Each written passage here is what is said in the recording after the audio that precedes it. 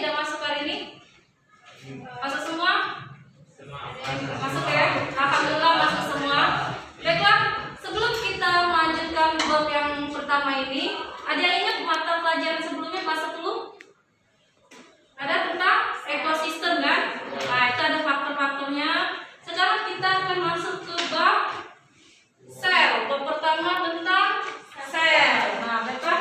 Di sini ada gambar sel apa? Prokaryotik. Ada yang tahu pengertian sel itu apa? Unit terkecil. Ya, tunjuk tangannya. Apa? Ya, ikhlas. Unit terkecil. Ya, sel merupakan unit terkecil bagi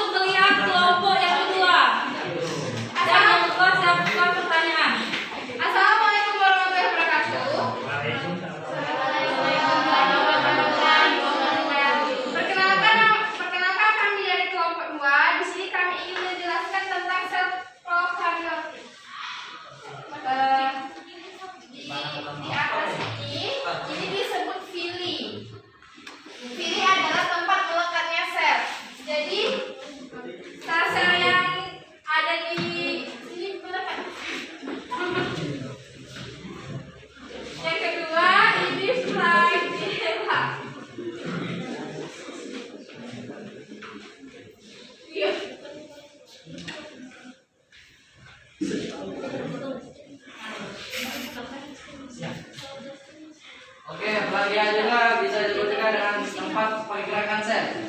Dan di sini juga ada panah ketiga, yaitu disebut kapsul.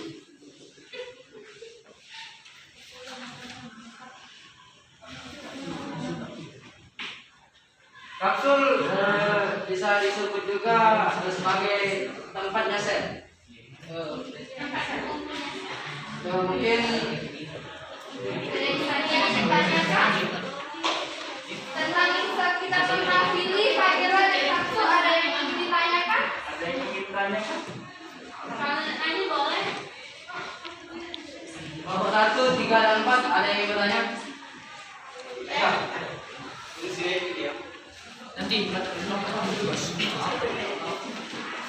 Perkenalkan, saya dari kelompok 4 ingin bertanya. Apa pengertian dari flagella? Pengertian dari flagella itu ada pergerakan sel. Jadi bergeraknya sel-sel yang ada di dalam suatu sel. Jelas? jelas. Sekian dari kelompok kami, kelompok 2. Apabila ada yang kurang mengerti, mohon dimaafkan. Apabila mengerti sudah jauh bisa. Sekian, wassalamualaikum warahmatullahi wabarakatuh. Waalaikumsalam. Nah, beri aplaus untuk kelompok 2.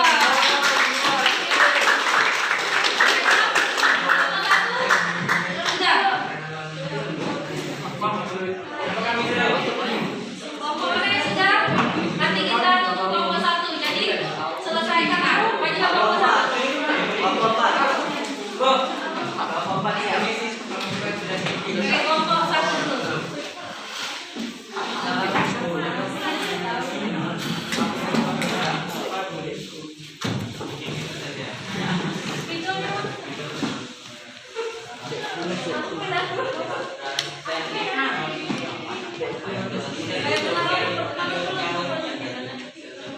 Kelompok 1 kalian. Assalamualaikum warahmatullahi wabarakatuh. Waalaikumsalam warahmatullahi wabarakatuh. Kami dari kelompok 1 ingin memberikan penjelasan tentang sel.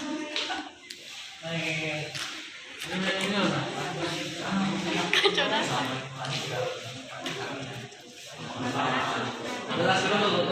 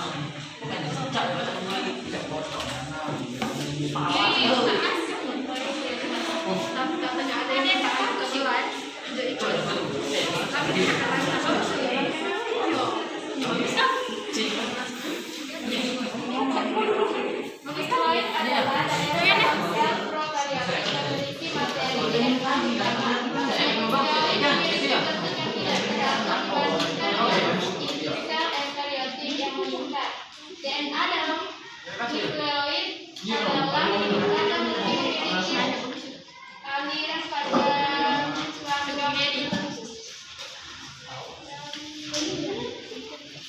dan ribosom adalah salah satu bagian dari organ sel yang berfungsi sebagai tempat sintesis protein. Dan pada bagian organ sel yaitu lemak tipis yang melindungi setiap sel yang hidup.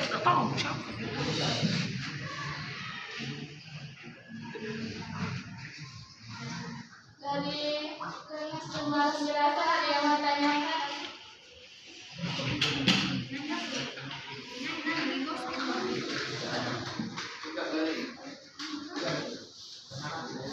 Perkenalkan, nama saya Karina. Saya di sini dari kelompok 2.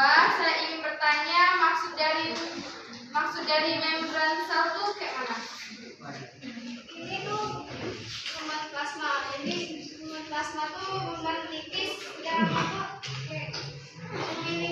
sedang hidup. Oh, ya ini itu. Asik. Sekian, terima kasih dari penjelasan kami di kelompok 1. Kami tutup.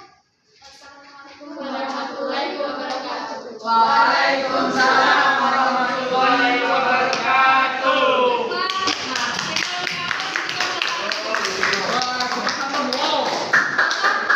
Itu akan menjelaskan sedikit lagi yang sudah dijelaskan kelompok 1 dan kelompok 2. Itu sangat bagus sekali, benar ya. Di sini contoh dari sel prokaryotik yaitu bakteri. Nah, bakteri. Jadi bakteri ini contoh dari sel prokaryotik. Tadi sudah dijelaskan, pro itu berarti sebelum. Sebelum itu berarti mempunyai inti sel. Nah, kita lihat di sini organelnya tidak ada kan inti sel, hanya ada pili, flagella, kapsul, nukleoid, ribosom dan membran sel atau membran plasma. Nah, tidak ada nukleusnya, inti sel belum ada. Nah, yang dijelaskan kawannya tadi, pili tadi apa? Rambut. Nah, rambut ini disebut pili. Jadi sel ini bergerak dianya. Inilah fungsi dari pili. Nah, tempat bergerak, ya, bergerak dan dia melekat. Nanti dia melekat, dia berjalan melekat. Nah, dan kita lihat flagel. Nah, kita lihat di sini seperti ekornya sel ya. Nah, di sini juga sama bergerak dianya, flagel ini. Terus apa? Kapsul. Nah, kita lihat kapsul ini. Jadi kapsul ini tempat sel. Jadi dia di dalamnya ada nukleoid. Nah, ada membran. Jadi dia kapsul ini membantu tempatnya sel. Terus ada apa? Nukleoid. Nukleoid ini isinya apa isinya tadi? DNA dan RNA. Nah, jadi nukleoid ini ada DNA dan RNA di dalamnya, tidak beraturan yang kata kelompok 1 tadi. Ribosom apa? Dianya apa? Nah, tempat sintesis protein. Kalau membran plasma dianya selaku tipis ya, yang mengelilingi sel ini. Nah, jadi selaku tipisnya ini. Ini yang disebutkan membran sel.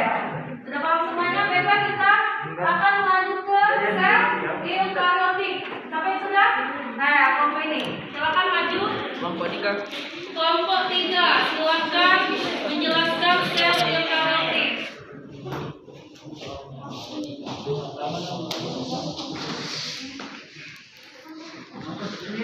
Assalamualaikum warahmatullahi wabarakatuh. Waalaikumsalam warahmatullahi wabarakatuh.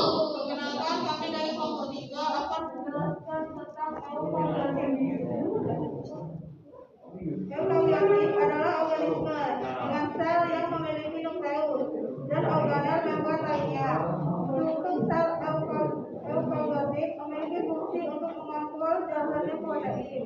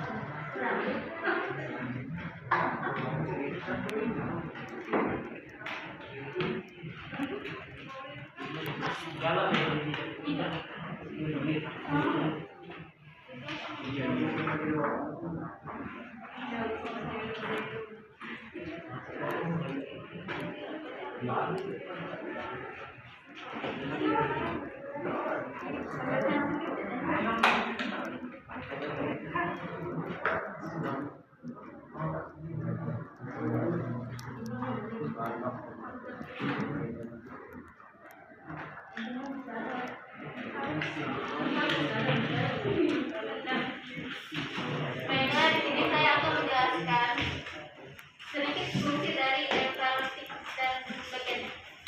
Pertama, yang di sini retikulum endoplasma berfungsi sebagai kantong yang berfungsi bagi manufaktur dan juga tempat pengelola dan pengangkut berbagai jenis senyawa kimia. Kemudian ada ribosom yang berfungsi untuk mencerna fungsi karbohidrat dan protein. Dan ini adalah konsola, dia berfungsi sebagai tempat lengkapnya makanan dan membantu prosesnya homeostasi. Dan yang terakhir adalah mitokondria, yang berfungsi sebagai tempat melakukan berbagai proses seluler yang mengikuti metabolisme energi dan menghasilkan ROS dan hemostasis CA. Mungkin itu saja dari penjelasan kelompok kami. Apakah ada yang ingin bertanya?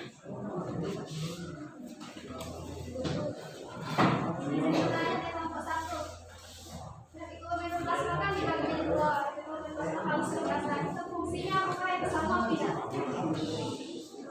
Boleh diulang.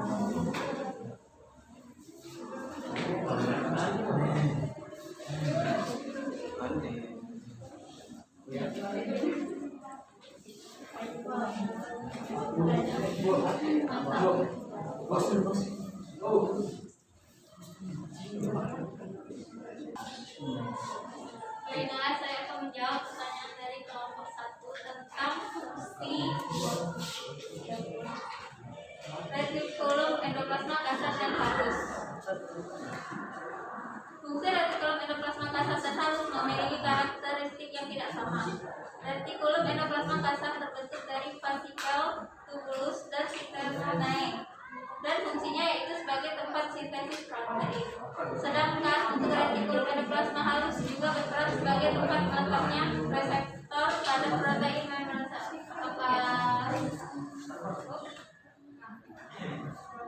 Nah, mungkin itu saja dari penjelasan kami.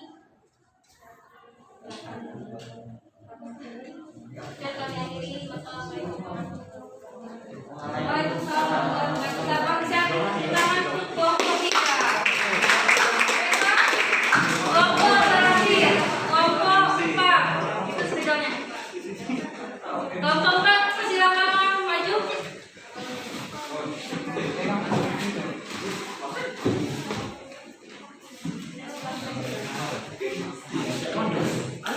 Spidol lagi.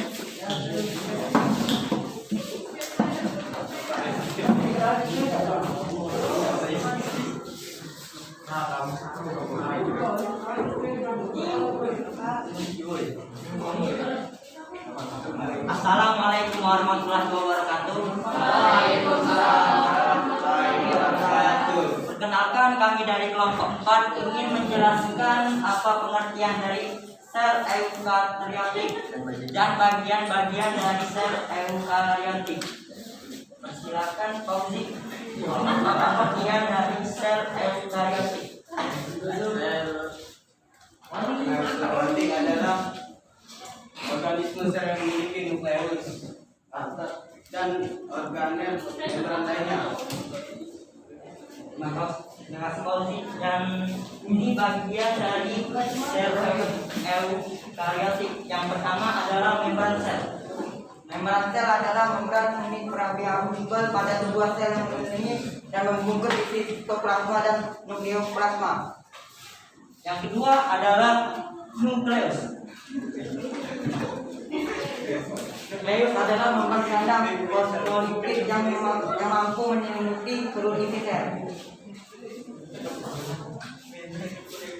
Yang ketiga adalah sitoplasma. Sitoplasma adalah bagian sel yang terbungkus membran sel.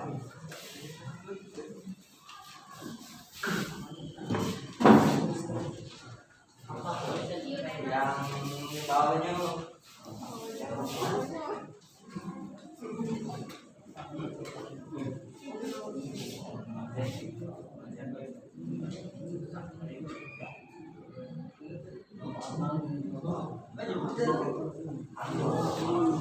Nukleus merupakan organel terbesar yang paling terdapat dalam sel tubuh. Bisa terbungkus oleh selimut inti, membran yang mengandung kromosom.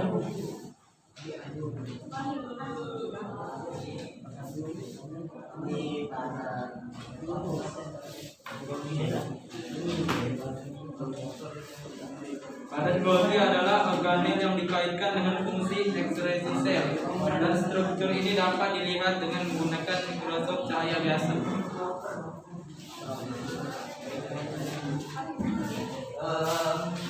Dari penjelasan kami ada yang ingin ditanyakan? Oke, baik, kelompok 2 apa yang ingin ditanyakan dari penjelasan kami? Saya perkenalkan, saya dari kelompok 2. Ingin bertanya kepada kelompok 4. Apa pengertian dari nukleus?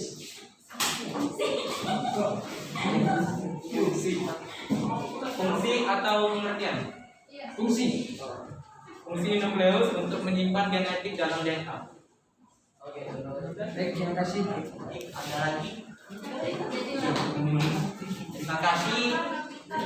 Saya akhiri dengan wassalamualaikum warahmatullahi wabarakatuh. Baiklah, beri tepuk tangan untuk kelompok terakhir.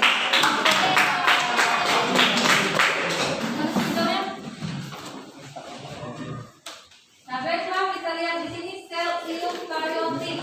Nah, sudah dijelaskan lagi tadi apa sel eukariotik? Sel yang belum, sel yang sudah. Jadi saya inti. Nah, jadi yang telah memiliki inti sel nukleus, nah ini dia. Ini nukleusnya. Nah,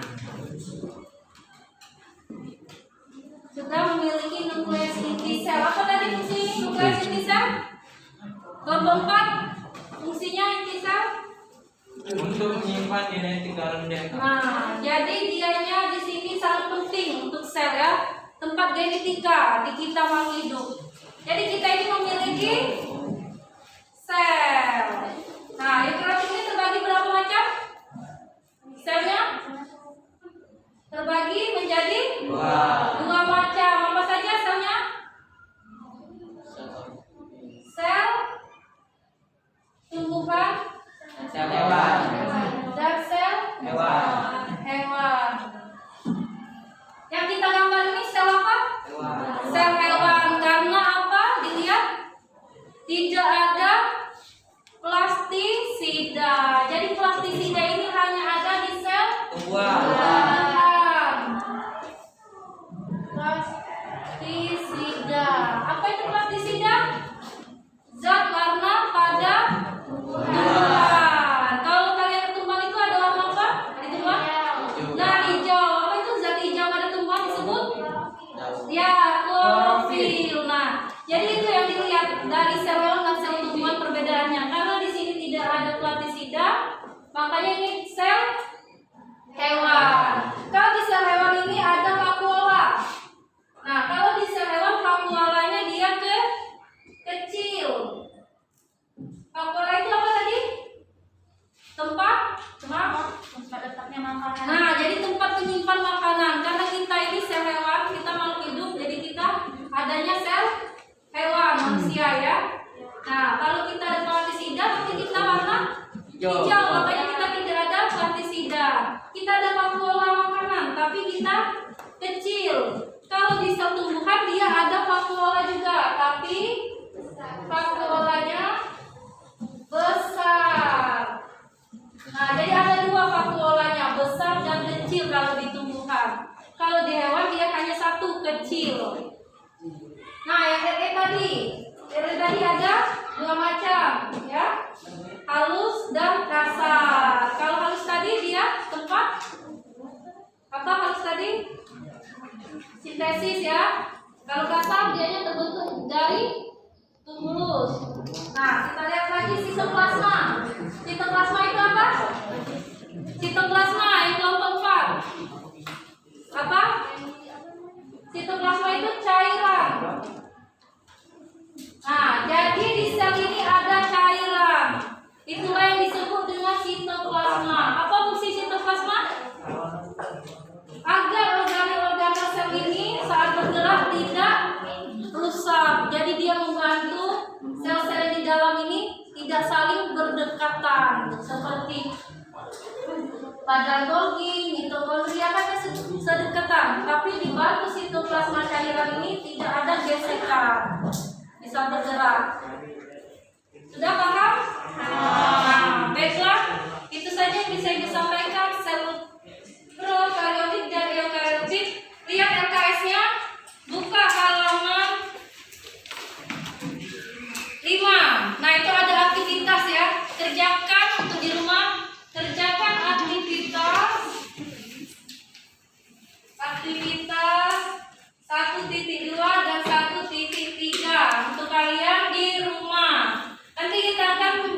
lanjut lagi ke bab 2 tentang jaringan tumbuhan. Nah, ini cukup sekian kita belajar